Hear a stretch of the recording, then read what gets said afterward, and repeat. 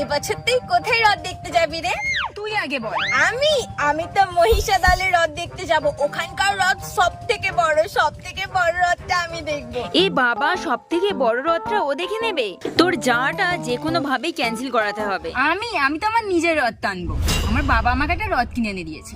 ও নিজের রথ টানা মজাটাই আলাদা। সত্যিই তো, তাহলে বাবাকে বলবো আমাকে একটা রথ কিনে দিতে, আমি সেটা টানবো। ওই নবটা বড্ড বড় বড় কথা বলছিল।